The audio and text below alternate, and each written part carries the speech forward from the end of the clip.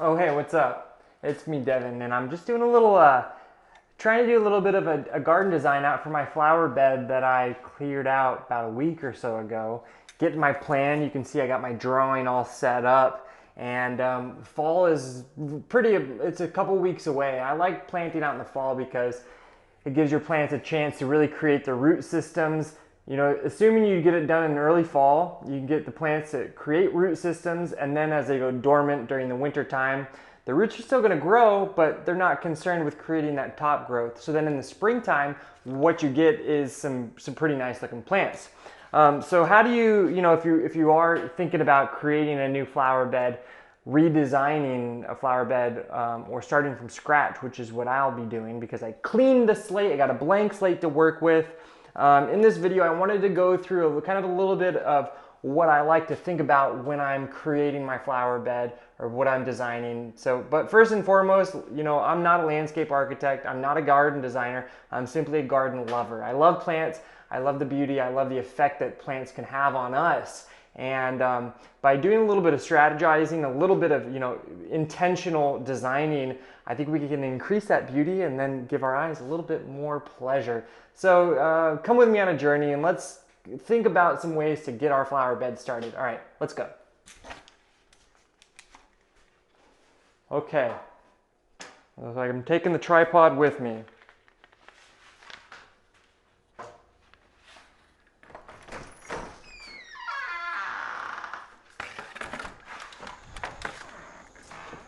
All right, so I moved into this house maybe 6 weeks ago. I've been working on the inside of the house. Finally have it in kind of a position where I feel that I can finally start working on the garden. I got the house because it has 3 beautiful acres, and but a lot of work is needed. All right, so let's see what we got going here. Okay, so you see I got some goods going. That is the only plant I left. That is the variegated holly. Now, let's take a little bit wider perspective. You can see kind of the shape. It's kind of like this oblong shape that gets that has this straight edge over here. Let's zoom out a little bit. Okay, that's even better. Just what we wanted. Okay, so you can see what I started to do. First thing was I created a little drawing. This is not professional in any way, shape, or form, but it's pretty good at mimicking the relative shape of the garden bed. So that's step one. You know, if you have some fancy equipment and software, you can do that, and that's just great. So first and foremost is you get that shape going. Then you can see I have some measurements taken here. I took out my handy dandy measuring tape and did a couple of measurements. Let me show you exactly what I did. Okay, so I suggest getting 100-foot measuring tape. Now, okay, why I like to measure a few things in the garden bed is because that's really the way that you know, when we're planting plants, we need to know how big of a space we're working with, and that helps us to understand how many plants we actually need. So we can fill out the space. You know, it's easy to overstuff a garden. That's really easy, but it's also easy to understuff a garden too. So finding that kind of happy medium is really important. So for me in this garden bed, I took a couple measurements. I didn't take a whole heck of a lot, but I think it's enough to get me started with, to get me, you know, thinking on a more strategic level.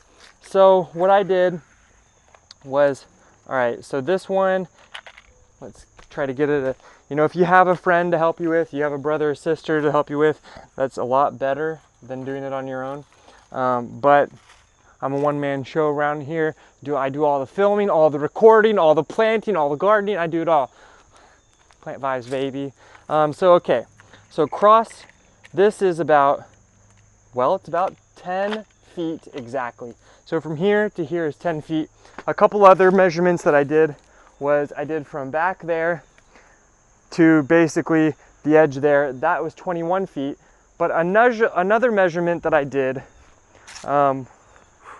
was, okay, so you can see, let's see, so from where the deck goes to basically this spot right here, that is a straight line but then it starts to kind of round about. So what I did was I took a measurement from here to the deck, and that was 11 feet. And then I went to the middle, I did a measurement from there to the edge over there, and that was 10 feet. So it's basically 21 feet across. All right, so now I have a really good idea of what the size of the flower bed that I'm working with is. Okay, so what do we do next? The next thing that I like to do is, you can see here, I also put a nice little, north, south, east, west, north, south, east, west cardinal. So I have a good idea of what direction things are going. So from my cardinal, you can see like that way is south, that way is west. So you can imagine right now it's in the afternoon about 4:30. The sun is starting to go overhead that way. This gets really good sunlight all day long. So what is an all day sun kind of garden? What do you want to start with? How do you start thinking about that? So that's a really important thing. This, you can see back here, this is my driveway. This is where I drive in. I want something that's beautiful, but I also want something that's going to be drought tolerant, that can handle the heavy sun. So where do you begin? I like to begin with 1, 2, maybe 3 plants to start creating that palette. And then once you have that idea of kind of like your initial starting plants, you can get other plants to fill in to kind of create the harmony and the unity from, spring to summer to fall to winter. So the first for me and for my family is the lavender. Lavender, the first time I ever took a trip to Europe was to southern France with my family, and I remember, traveling through the lavender fields of Provence with my family, looking for sweet new lavender varieties back when I was like 13. So I wanted to put some lavender in an area that gets a lot of sun, that I don't need to water very often, and also, a lot of us, we think of lavender as like a nice perennial, but it really can be a very beautiful woody shrub if we use it in the correct way. And my favorite way of seeing lavender is actually kind of like overflowing on slopes, areas like that, where they're allowed to really express themselves. If you have them confined and you don't do the proper care, they will get woody and they will get bald spots. A lot of us, we have those bald spots because we don't really prune our lavender often enough, but you can get around that whole bald spot if you do it in a nice way. And for me, what that way is so you can see down here, it levels off, it falls off over here. I have this really nice, beautiful, I don't know what kind of stone it is, but some kind of local Pennsylvania stone. And by planting the lavender here on the edge, it's going to have an opportunity to kind of like overflow this way. At least that's what I'm going to help train it to do. And then it's just going to create this beautiful look along the outside of this stone. So the lavender was one of the first plants that kind of gave me that a little bit of inspiration. Now, a second plant that I really love, that means that, it's a really special plant, and I think it looks great mixed in with lavender because they kind of have similar foliage, are a few different types of dianthus. These are the perennial dianthus. This is one called Dianthus Georgia Peach. So you can see how beautiful this layer of the foliage is. This is going to be a great ground cover for me to plant along the edges, and I'm going to kind of interplant this dianthus with some of my German bearded iris. You're kind of getting an idea of one of the themes of this garden is the color of the foliage. So there's no 1 + 1 = 2 when it comes to gardening. We really just got to figure out our own styles, what we like. You don't have to look like anyone else's garden. You really just got to follow your own heart. And one of the things that I like to do, I like to think about color. I especially like to think about the color of foliage. Foliage is here to stay. Flowers are for a time, but foliage is really what makes a garden. And for me, what I was kind of thinking about in this garden was the color of the foliage.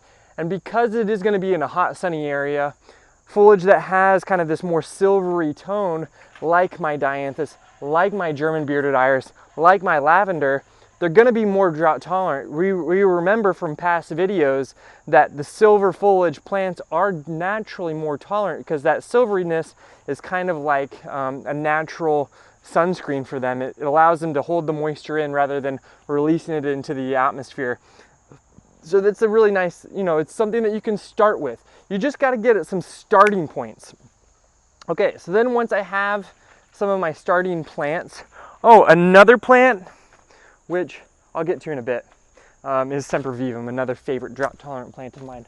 Okay, so now you have some starting plants. You've created your nice little drawing. Now you do your little blobs. You do a bunch of blobs.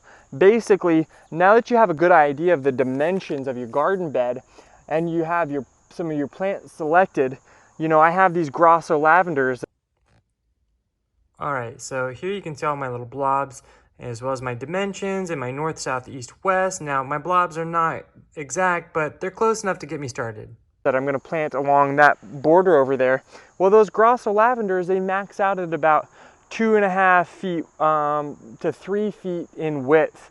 So there's some really amazing software. It requires quite a bit of practice and practicing to figure out how to use it well, but that's what landscape architects do, garden designers do, is they use that software to create a perfectly pitched picture. But my goal in life is to bridge the gap between the home gardener and the professional gardener and meet somewhere halfway in the middle.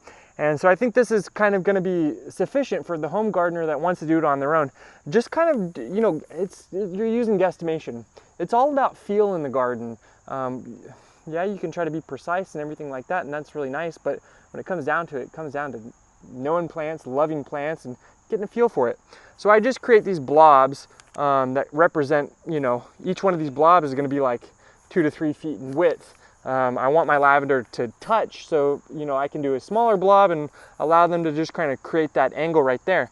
And then I started adding some of my other things. I have another kind of dianthus called a vivid dianthus, which is a really nice thick ground cover that I'm going to start to mix into the edges along there with my iris. And you just start kind of visualizing in your mind all of these different plants together. How are they going to harmonize? What are they going to look like? Do I want my dianthus to be in front of my iris, behind the iris, in front and behind? And you kind of play around in your mind with these ideas. And then once you actually have the plants, you start to place them in those areas. So I haven't really had a chance to get around to that yet, but that'll be the next step because I don't have all of my plants yet, but I'm in the process of getting all my plants. Then you just start kind of like placing them around in your garden in the areas that you're going to want to actually dig the holes and plant them.